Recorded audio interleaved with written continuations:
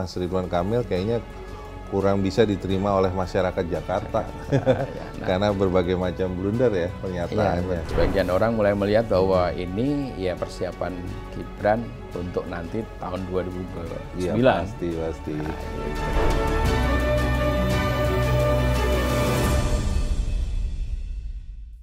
Beli durian di pasar pagi. Cakep. Dagingnya manis, kulitnya keras. Cakep. Debat cagup penuh janji tinggi. Tapi elektabilitasnya masih tak jelas. Selamat datang ke Cakep, catatan kebijakan publik dan politik bersama saya Wisnu Yuwono. Dan saya Hannibal Jayanta. Selamat datang pemirsa, kita akan membahas episode kali ini terkait dengan pilkada. Nah, ini lagi Ya, rame karena nih. pilkada ini lagi rame ya, Ya, Mas Hannibal. lumayan. Kita sudah absen bahas pilkada cukup lama. Tapi kali ini rasanya penuh menengok lagi nih Boleh. dinamika pilkada karena ternyata calon yang diunggulkan itu nggak sekuat yang diperkirakan ya. Iya. Seperti misalnya di DKI ya, tadinya kan Ridwan Kamil dan Suswono. itu kan calon yang didukung oleh petahana ya dalam Kim hal Plus, ini Kim Kim Plus, Plus, ya. Pak Prabowo dan Pak Jokowi, kurang apa lagi gitu kan. Ya, kuat banget Dan, harusnya. dan mereka sempat elektabilitasnya di atas 50% dan pada waktu itu saya ingat tuh pertama kali diluncurkan mereka optimis satu putaran ya. Ya. Tapi sekarang berbalik, ternyata lawannya yaitu Pramono dan Rano Karno itu Justru ternyata langsung melejit. Melejit, Ya, ya. itu luar biasa itu kerja keras dari tim suksesnya PDIP ya. Ya. Mengingat Pak Pram itu kan waktu itu elektabilitasnya sangat rendah tuh, saya ingat. Sehingga sekarang dari berbagai macam survei itu ada Pak Pram yang unggul tipis, ada juga Pak Ridwan yang unggul tipis juga. Nah, kira-kira ini yang perlu kita bahas nih. Ya, boleh. Insight infonya apa nih, Mas? Ya, kalau yang saya dapatkan ceritanya nih waktu itu kan sempat Bang Ridwan Kamil ini kan ketemu dengan Pak Prabowo, Presiden Prabowo. Ya, konon sih mengadu lah gitu dengan dukungan partai yang dirasa kurang gitu Iya, kan. iya.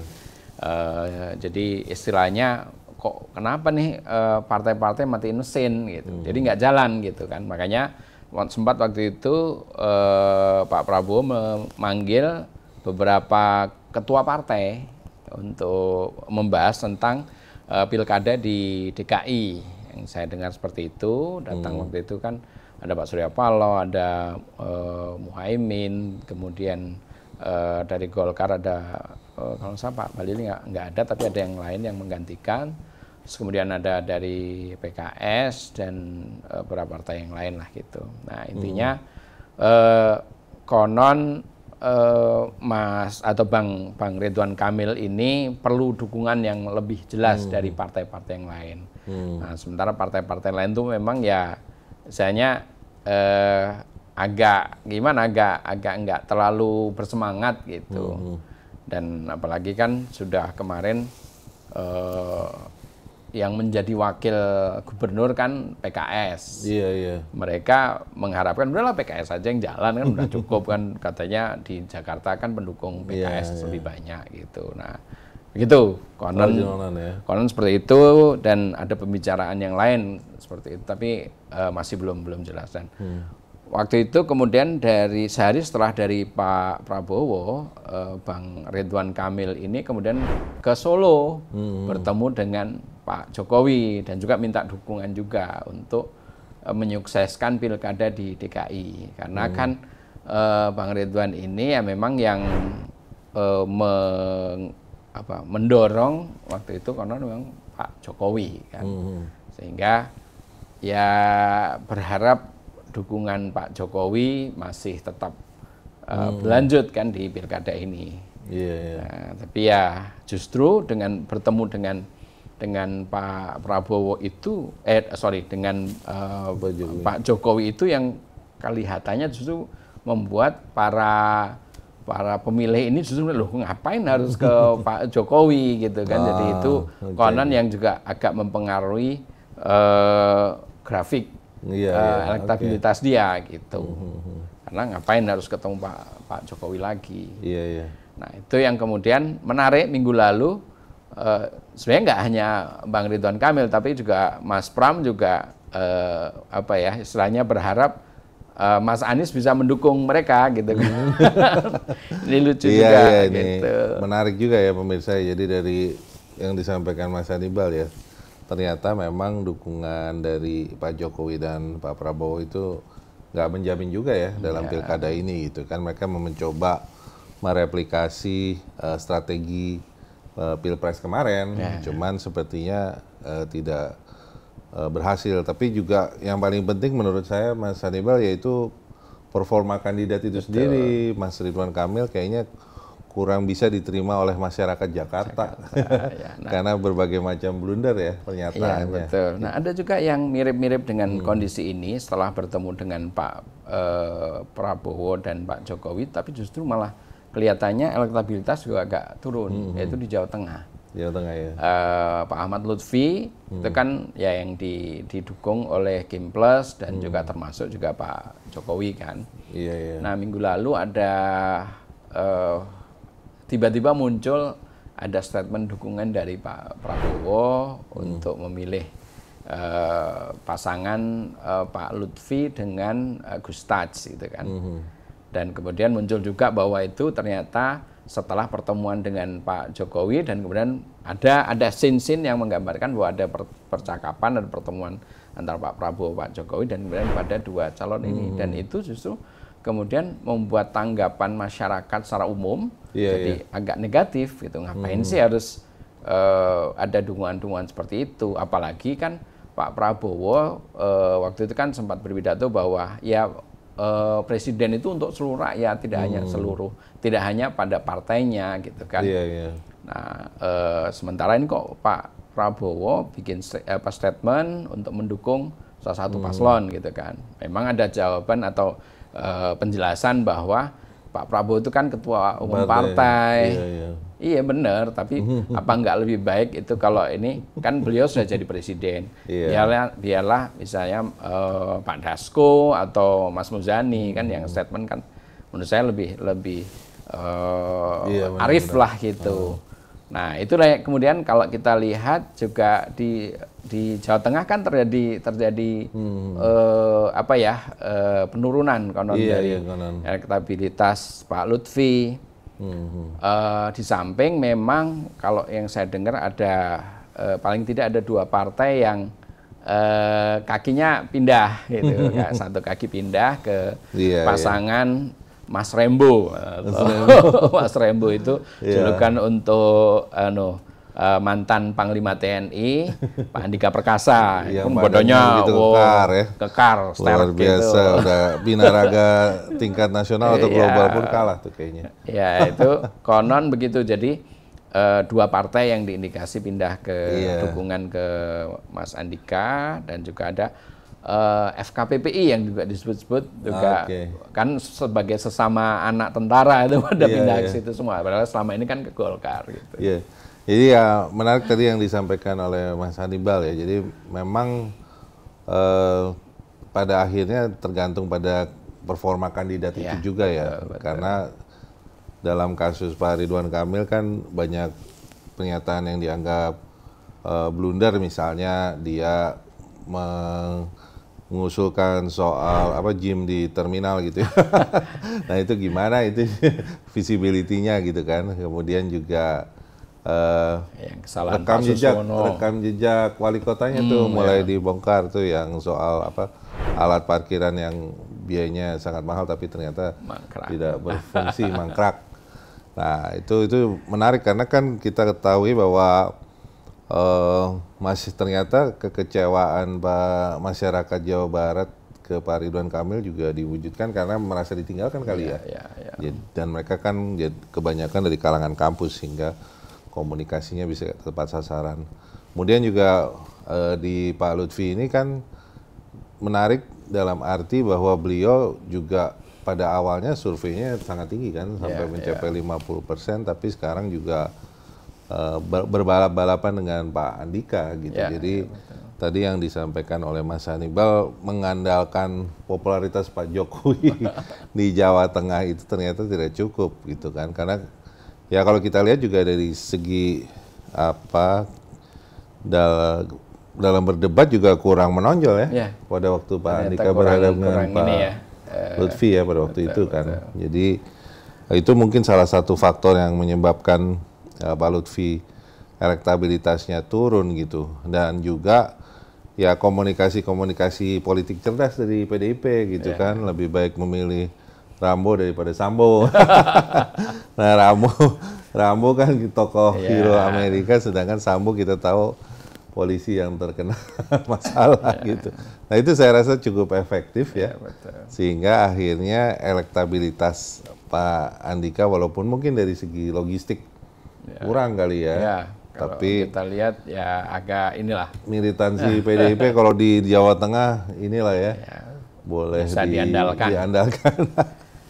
Jadi itu yang terjadi di Jawa Tengah, pemirsa. Mungkin kita, tapi juga ada pilkada provinsi yang mungkin pemenangnya sudah bisa diketahui ya, seperti 2 survei terakhir nih di Kompas kan, misalnya untuk Jawa Timur nih, kita coba bahas Khofifah dan Emil Dardak kan popularitasnya udah 52,5% ya. Itu menurut Mas Hannibal, apa yang membuat Bu Khofifah begitu steady ya dalam hal elektabilitas? Saya rasa kalau itu memang faktor ya, Bu Khofifah ini ya aspek petahana, terus kemudian dukungannya adalah dukungan terutama Muslimat NU. Wah, kalau udah Muslimat NU itu kalau di Jawa Timur ya bapak-bapaknya yang ini ya paling nggak ikut lah, harus dukung lah gitu. Ternyata ya. Iya gitu. Sementara kan calon yang lain itu mantan Bu Risma. Bu Risma itu kenapa ya performanya padahal waktu wali kota tuh sangat populer, tapi kenapa tidak bisa ditranslasi di di Jawa Timur? Kurang muncul lah setelah itu ya. Terus kemudian yang dari PKB juga seperti itu. Jadi ya itu memang bukan ya memang orang Jawa Timur, tapi kan ketokohannya kurang gitu. Itulah. Iya, jadi menarik ya bahwa untuk kasus Bu Khofifah dan Emil Dardak, mereka memang selain kinerjanya bagus ya, komunikasi politiknya juga bagus gitu ya. Makanya mereka konsisten, elektabilitasnya begitu tinggi. Jadi ya tidak heran lah, maksudnya bisa diperkirakan kalau mereka tetap performa elektabilitasnya tinggi seperti ini ya, bisa jadi mereka kedua kali nih, term kedua ya bagi mereka berdua, dan bisa menang dalam 1 ronde nih. Nah kemudian kalau yang kurang seru lagi yaitu di Jawa Barat nih. Deddy Mulyadi malah sekarang elektabilitasnya 60% itu, padahal ada Ahmad Saiku bersama Pak Ilham Habibie gitu kan. Itu sebenarnya ya Jawa Barat sebenarnya itu aja 2. Kenapa begitu begitu jomplang ya, padahal PKS kan kuat ya Mas. PKS itu terutama kan di wilayah-wilayah yang ya perkotaan dan juga utara ya. Kalau di kalangan yang Pasundan bagian selatan, terus kemudian yang ya katakanlah relatif netral gitu, lebih banyak ke Deddy Mulyadi. Terus juga mungkin karena dukungan partai-partai Kimplos itu kan lebih solid kan di Jawa Barat. Bandingkan saya kan kalau PKS kan hanya dengan Nasdem ya itu ya. Nah, memang dukungannya cuma kurang sedikit. ya. Oke. Gitu. Ya, jadi maksud saya yang menarik ya, padahal Deddy Mulyadi kan itu opsi kedua. Ya, harusnya tadi ya Ridwan Kamil kan, tapi ternyata memang ketokohannya cukup solid juga nih, sehingga beliau pada akhirnya bisa konsisten ya dalam ketokohannya. Kira-kira ketokohannya itu terbentuk waktu dia jadi apa ya? Ya dia sebagai bupati kan 2 kali di Purwakarta. Terus kemudian dia anggota DPR, dia masih sering belusukan di wilayah Jawa Barat. Ya ditambah dengan lewat media sosial dia memang gencar. Ya. Dibandingkan yang lain kan Deddy Mulyadi ini memanfaatkan media sosial maupun media dengan jauh lebih bagus. Termasuk kan kayak misalnya kasus Vina, kasus pembunuhan Vina yang sudah hampir 10 tahun yang lalu itu kan yang memunculkan lagi adalah Deddy. Ini memang cerdas ya, memanfaatkan momentum. Terus dia modelnya ya gimana ya? Dia mengunggulkan budaya Sunda gitu kan. Jadi dia pengen merangkul warga Sunda untuk lebih maju, lebih ini segala macam itu dengan ada emosi-emosi kedaerahan yang memang dia bina gitu. Jadi mungkin dari faktor itu. Iya. Itulah. Kalau di Sumatera Utara pasti perhatiannya pada. Tapi rame juga Sumatera itu. Utara ya. Sumatera Utara cukup rame. Kemarin yang debat antara padahal wakil-wakil ya, wakil-wakil gubernur itu antara wakilnya Mas Bobi dan wakilnya Pak Edi Rahmayadi itu seru juga dan termasuk nyinggung-nyinggung urusan-urusan yang ya tweet gitu. Iya. Itu. Ternyata ya tapi elektabilitas Pak Bobi cukup tinggi juga ya, 40% lah ya. Pak Edi di 20%, walaupun dia memecahkan rekor sebagai gubernur Sumatera yang tidak dipenjara.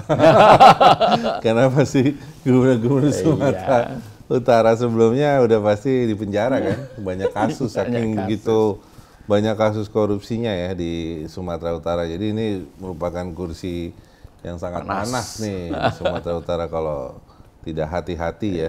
Jadi tapi ya itu walaupun Pak Edi lolos dari kasus korupsi, tapi ternyata popularitasnya kurang moncer nih, karena ya itu tadi ketokohan Pak Bobi tentu saja dengan didukung oleh ketokohan Pak Jokowi.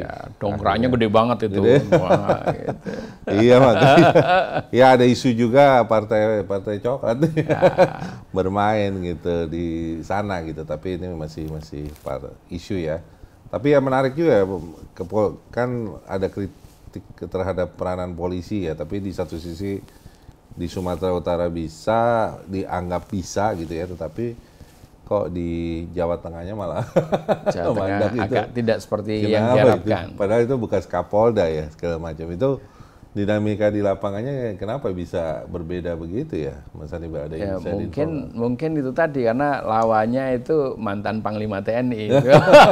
Oh iya, jadi jiper ya dari segi ketokohan gitu ya.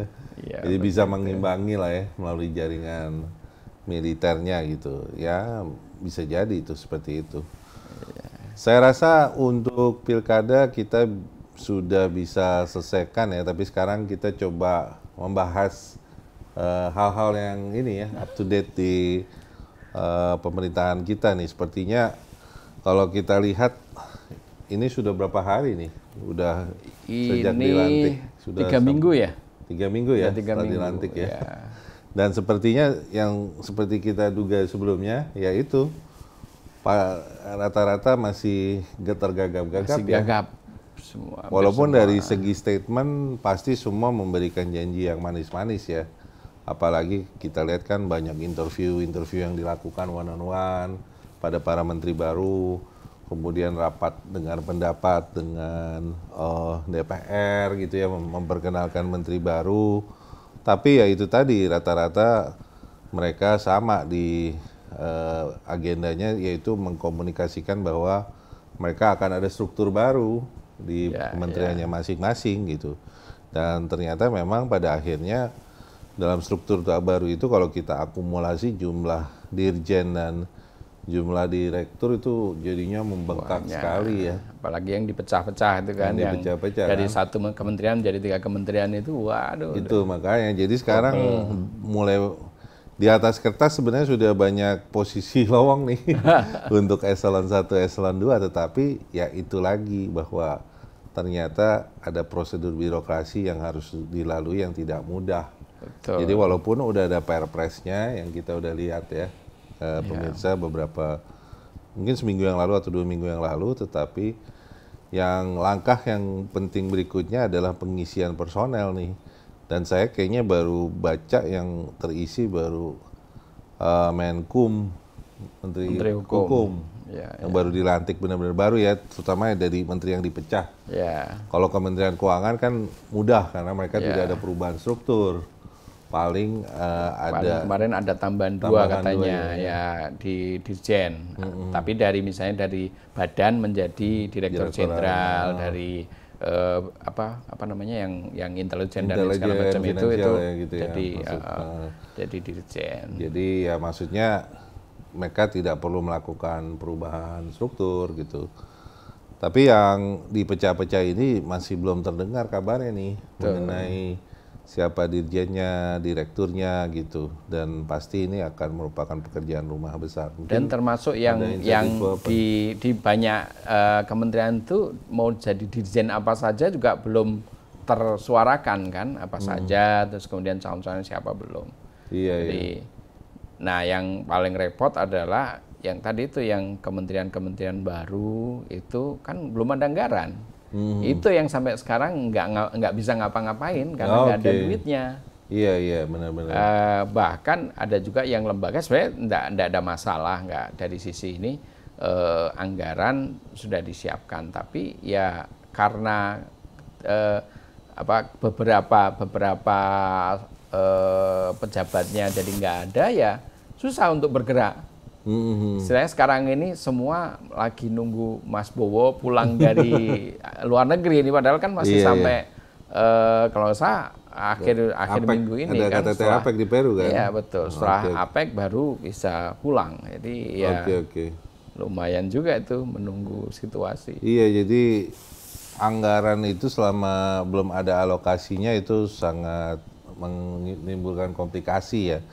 Karena ya itu tadi, apalagi yang banyak menteri yang belum apa-apa udah janji atau pengen dapat anggaran triliunan gitu. Padahal eksistensinya aja baru berdiri gitu, tapi sudah minta anggaran puluhan triliun rupiah. Gitu. Dan yang lucu juga adalah kan sekarang ini memang persoalan kan tidak berhenti ya, terus saja berlanjut. Kayak misalnya yang kasus yang terakhir ini kayak protes peternak sapi di Jawa Tengah, di Boyolali dan juga di Pasuruan. Itu kan memprotes konon karena susu mereka tidak dibeli oleh perusahaan, sementara perusahaan lebih suka ngambil dari impor, sementara impor lebih murah karena nggak dikenai pajak. Sementara mereka yang usaha ini, yang pengepulnya lah itu tuh kenai pajak gitu kan. Nah ada komentar-komentar juga yang ada Menteri Koperasi karena merasa itu kan koperasi. Ya Menteri Koperasi statementnya agak kalau kita ini bikin gimana sih gitu. Atau Kementerian Perdagangan, Menteri Perdagangnya nggak ngomong, tapi Wakil Menteri Perdagangan yang ngomong, yang dia ya masih reorientasi, masih belum ini juga ya jadi lucu juga. Kayak nggak menguasai masalah gitu ya. Nah, gitulah yang selama ini terjadi. Nah, yang menarik juga adalah ketika kan Mas Presiden kita, Mas Prabowo ini kan ketika keluar negeri kemarin kan memberi pesan bahwa ya tetap berlangsung, kemudian nanti kalau ada persoalan-persoalan penting disuruh menghubungi langsung beliau untuk telepon, nggak usah ini, kita kan udah zaman modern, udah kayak telepon aja. Cuma kan juga dalam beberapa hal kan agak susah juga kan pelaksanaan di lapangan. Kayak misalnya ya walaupun ada Mas Gibran yang kemarin juga ditugasi untuk mengkoordinir ya rapat-rapat, tapi ya tetap saja kayak misalnya kemarin konon yang mengantisipasi bencana Lewotobi itu ya Presiden langsung ngasih briefing gitu. Padahal kan Mas Gibran katanya udah nengokin ke sana gitu kan. Iya, yang menarik tuh ngomong mengenai Wapres kita ya Mas Gibran ya. Jadi ada semacam beliau nih sudah mulai bicara nih, Mas Arifah. Tadinya kan dia nggak bicara. Nggak bicara pas sejak pelantikan kan kita tidak pernah mendengar ya statement beliau. Tapi menarik bahwa beliau mulai sudah bicara, misalnya dari hal yang strategik, yaitu mengenai misi tidak ada visi misi dari kepala daerah, tapi ada visi misi dari presiden ya Prabowo Subianto. Itu waktu dia membriefing kepala daerah. Kemudian juga dia mengkritik soal kebijakan zonasi pendidikan dasar menengah ya. Yang waktu itu kena sentil adalah Mas Menteri Nadiem dulu, mantan Menteri Pendidikan dan Ristek ya. Di mana dia share pengalaman dia waktu menjadi wali kota Solo tidak direspon oleh Mas Nadiem gitu surat komplainnya gitu. Jadi ya ini sepertinya Mas Gibran sudah mulai belajar tampil di publik nih karena ingin tentu sebagai tokoh masa depan kan harus kelihatan apa yang harus dia kerjakan. Dan sebagian orang mulai melihat bahwa ini ya persiapan Gibran untuk nanti tahun 2029. Iya pasti. Nah, gitu. Nah apalagi ada inisiatif baru kan yaitu lapor Mas Wapres. Nah lapor Mas Wapres itu sepertinya merupakan kelanjutan dari waktu dia menjadi wali kota kan, wali kota di mana dia menampung laporan-laporan masyarakat di kota Solo pada waktu itu secara langsung dan diharapkan mencari solusi. Tapi saya juga teringat pada masa Ahok tuh, pada saat menjadi gubernur DKI terus kalau Jakarta. ini ya Pak SBY dulu bikin kan juga Pak Kota SBY, Pos. Oke. Berapa itu kan calon Pak SBY. Tapi yang paling high profile sebenarnya masa Ahok tuh karena kan itu dijadikan semacam program unggulannya yang menunjukkan bagaimana dia benar-benar berinteraksi dengan masyarakat. Dan terus dia menemui di balai kota kan satu-satu itu kan ya, dikasih solusinya dan segala macam. Walaupun kemudian banyak orang yang kritik karena isinya Ahok ngamuk-ngamuk. Iya, justru itu wartawan malah mendapat statement yang menarik gitu ya, karena di situ Pak Ahok mengkritik balik orang yang kritik terhadap beliau gitu ya. Nah tapi ya itu tadi maksud saya dengan adanya instrumen ini mau dibawa ke arah mana gitu ya. Sepertinya memang antusias masyarakat begitu baik ya, tapi kan yang menjadi pertanyaan apakah ini sekedar pencitraan atau benar-benar substansi menyelesaikan masalah. Yang lucu itu juga yang dilapor Mas Wapres ini, ada yang laporkan soal fufu-fafa segala macam. Ternyata ya. Ada yang gitu, terus ada yang mau masuk lapor masih belum bisa ya, mungkin timnya belum siap. Ya itu dia, makanya kalau membuka channel publik memang konsekuensinya infrastrukturnya harus siap. Infrastruktur komunikasinya harus siap, SDM-nya harus siap, harus responsif. Karena kalau tidak nanti malah justru memukul balik karena dianggap ya sekedar ada aja gitu kan. Tapi ya saya lihat juga masalah pertanahan ya, terutama banyak tuh masalah sengketa pertanahan itu selalu menjadi bahan pengaduan gitu. Jadi menunjukkan bahwa ternyata reformasi agraria di zaman Pak Jokowi belum selesai ya. Masih banyak PR-nya gitu. Kemarin saya lihat wawancara ibu-ibu yang mengatakan sengketa tanah ini udah dari tahun 2002, belum ada penyelesaian ini padahal udah 22 tahun ya. Jadi ini menunjukkan bahwa birokrasi kita, masalah-masalah pertanahan masih hal yang belum bisa diselesaikan gitu. Yang kita harapkan Mas Gibran ya benar-benar lah secara sungguh untuk memfasilitasi menyelesaikan masalah. Sebagai menterinya harusnya kan ada Mas Nusron Wahid kan sekarang yang Menteri ATR, BPN itu. Tapi ya karena belum siap dengan aparat yang eselon 1, eselon 2 kan juga ya. Iya. Itu. Belum lagi Menko baru ini masih belum terdengar ya.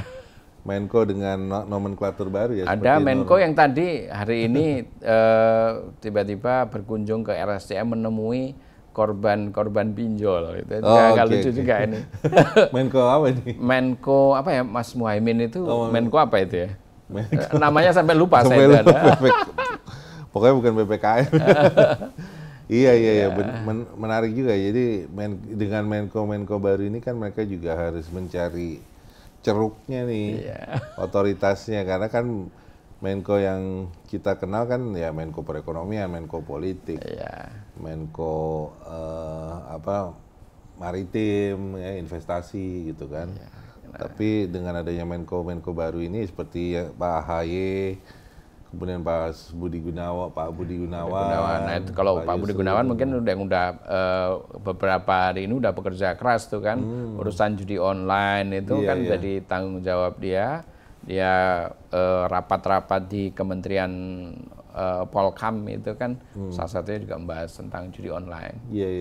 Nah yang selama 3 minggu terakhir ini kan juga ada beberapa kasus yang melibatkan orang dalam di Kementerian Komdigi kan, sekarang orang juga mulai membahas jangan-jangan ini menteri yang lama juga ikut terlibat nih, itulah. Ya ini makanya masalah anti korupsi ini menarik ya. Jadi Pak Prabowo benar-benar dalam retorika dan pidatonya di event-event besar menekankan hal tersebut gitu ya. Dan ternyata setelah itu memang ada follow up, tapi kasusnya jadinya cukup kontroversial.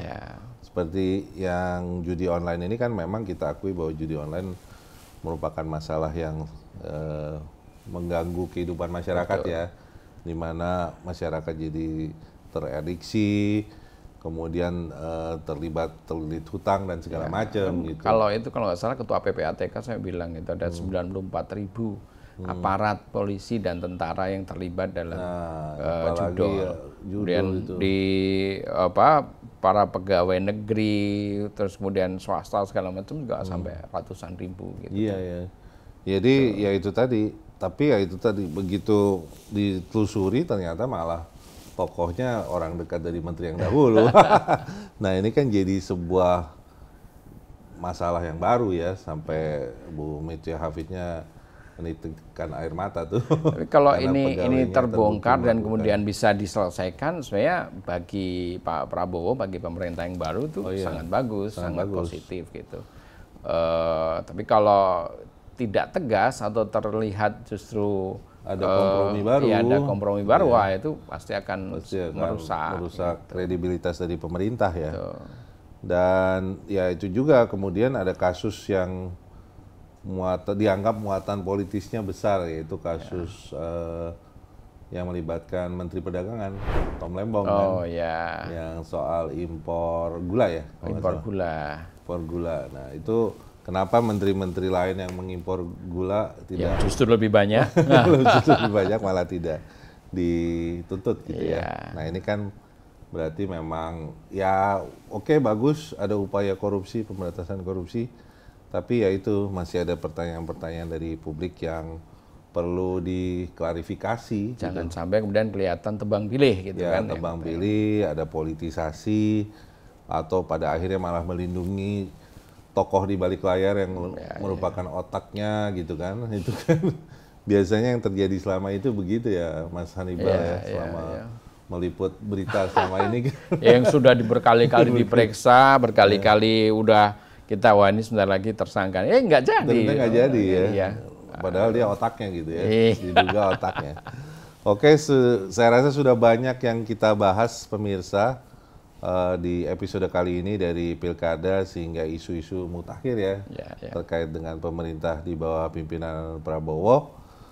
Saya cukupkan episode kali ini. Jangan lupa untuk tetap subscribe di YouTube TV One News. Sampai jumpa pemirsa di episode berikutnya. Sampai jumpa. Sampai jumpa. Sampai jumpa.